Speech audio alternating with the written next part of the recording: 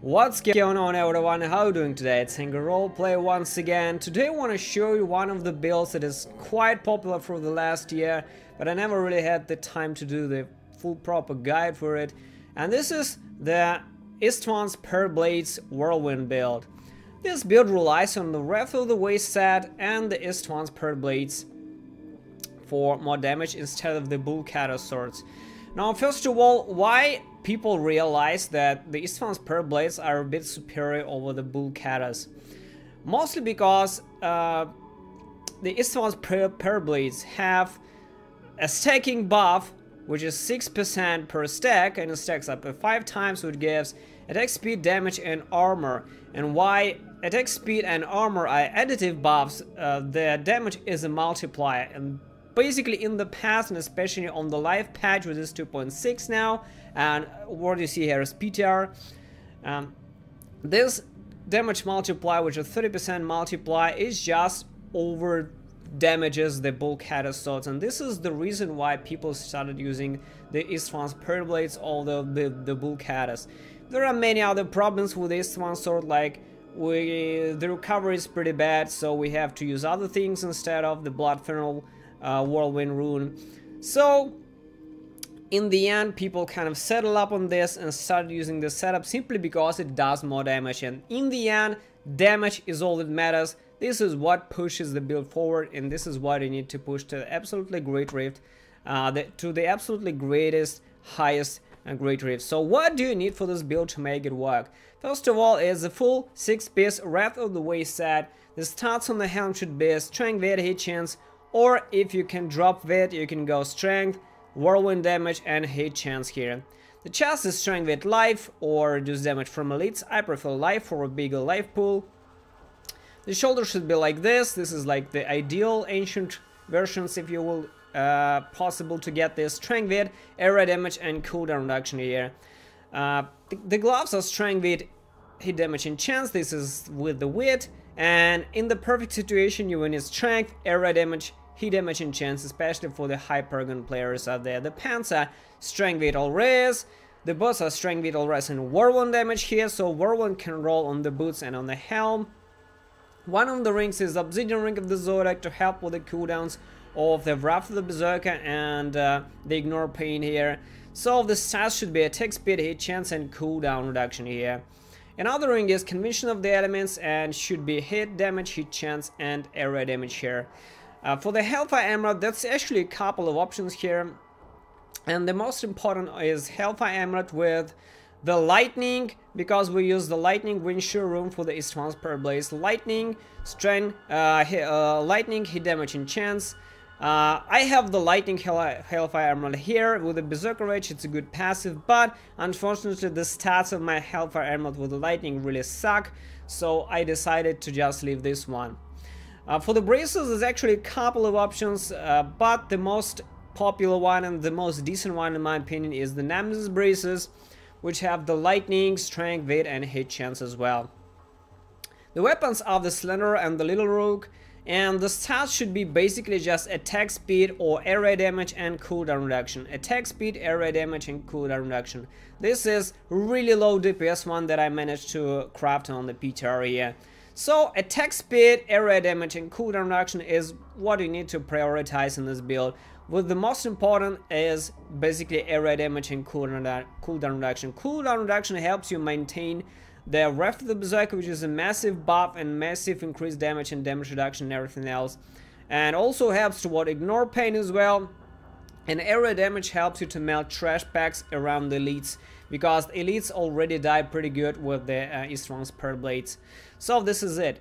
Legendary gems are, as you can see, the Pin Enhancer, because it's stacked tremendously, and Whirlwind is a channeling spell, so channeling skills work really good and scale really good with the Pin Enhancer. The faster you attack with the Pain Enhancer, and the more monsters you hit, the more stacks of Pain Enhancer you get, and the more faster you attack again. And it's around 20 stacks. Pain Enhancer just out damages every fucking gem in the game, pretty much. So another legendary gem is the Bino Stricken to stack damage on the elites and the Rift Guardian. And the third, but not the least important is Taeguk. Taeguk is damage which goes additive towards your shit damage here, as well as armor, and you get 20% more armor at 10 stacks. And another option is actually the Bane of the Trap. There is one slight problem with Bane of the Trap, and these are Juggernauts. Juggernauts were introduced several patches ago, and they are major fucking pain in the ass, and unfortunately Juggernauts cannot be infected by the slowness, by the control stunts, shit, and all the rest. And Bane of the Trap just doesn't fucking work against Juggernauts. Doesn't work at all. And this goes just towards your shit damage, it just scales all damage, so you are basically brute forcing Juggernauts through the Taeguk, and it works really well. The normal gems are the Diamond in the Helm and a Diamond in the Passing Chance, that's it. In the cube we have the Furnace for increased delay damage and Mantle of Channeling for increased damage and damage reduction as well when we channel, and we channel Whirlwind here. And this is the increased Skull Grasp as well. It has been increased up to 400% on the PTR patch 2.6.1. The belt that we have is the Pride of Cassius, and you should get a really good belt with a 6-second ignore pain duration. My belt really sucks, but unfortunately it's the only decent ancient belt that I have. And I want to mention a couple of things. That in the past we used ancient Parthen defenders where they really need chance to freeze secondary on the Pride of Cassius, but unfortunately the times of ancient Parthen defenders are pretty much gone because we need more damage, we need to push higher grid drift, and the rolling chance to freeze on the belt is not mandatory anymore, simply because we need Nemesis braces as well to proc more elites from the pylons as well. So on the left bottom, Whirlwind Windsure, when we hit the enemy, we gain 1 fury, and this basically when we hit an enemy we just go from 0 to maximum in just a blink of an eye. On the right button is ignore pain damage reduction and also life perfusion span. This is a massive amount of healing we have here. Like I said, with the Istvan's Parrot Blades it's barely possible to run Blood Funnel or Dust Devils, unfortunately. And even though with the Bul-Kathos we run Blood Funnel, with the Istvans we have Wind Shear, so we have to go with other sources of healing, which is Ignore Pain, Ignorance is Bliss. On the first button I have Threatening Shout Falter, just damage reduction, debuff for the monsters, as well as buff with 25% increased damage from all sources that they take. Also I got back to Warcry Veterans Warning simply for more toughness, because toughness is still problematical with the Whirlwind. We just get the basic damage reduction here in the set, and everything else is just basically the Ignore Pain and the Wrath of the Berserker, so it's pretty hard to survive, and Warcry Veterans Warning just helps with surviving.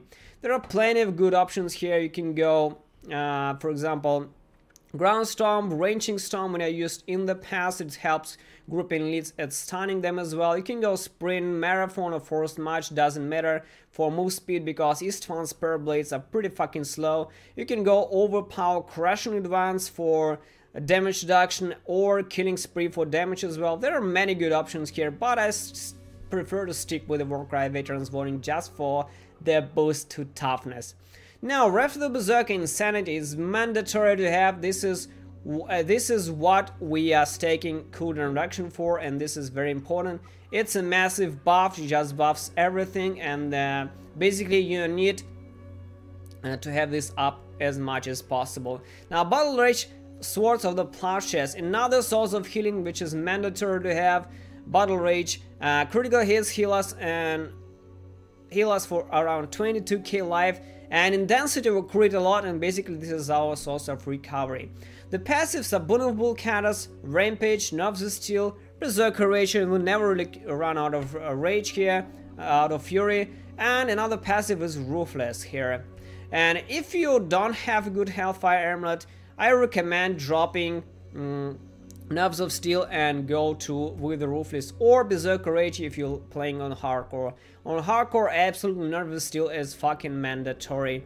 And if you don't have Hellfire Emerald, you can actually use the Eye of the Elich is incredibly powerful. It just boosts your toughness immensely, and this is like the second best option instead of Hellfire Emerald. Your Eye of the Elich also would have lightning, hit damage, and hit chance as well. So another thing that I want to say is not many people realize and even read how Obsidian Ring of the Zodiac even works.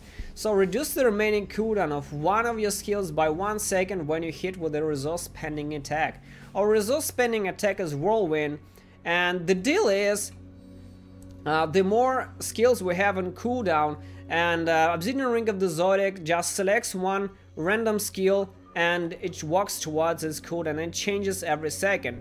So what I want to say, and I'll explain very short, is that you need to leave this basically do not spam Ignore Pain, do not spam Warcry, and do not spam Threatening Shout. You can press Ignore Pain in and out because this is mandatory, but Threatening Shout and Warcry, just do not spam them. They're like when available, don't fucking spam them at all. Let the cooldowns walk toward the Wrath of the Berserker because this is important. This is a huge damage boost, hit chance, attack speed, dodge and move speed, and let this Obsidian Ring walk towards your Wrath of the Berserker. Don't just mindlessly smash all fucking buttons like this, for example, like this. Don't mash all fucking buttons. Only mash Ignore Pain and Wrath of the Berserker, that's it. Watch for Battle Rage and watch for Threatening Shout when you are really like want to debuff these elites that are nearby. So this is it, and in next video I will also discuss the difference between the Bul-Kathos Whirlwind setup as well the Istvan Spare Blades setup. So this is it guys, thanks for watching and see you soon.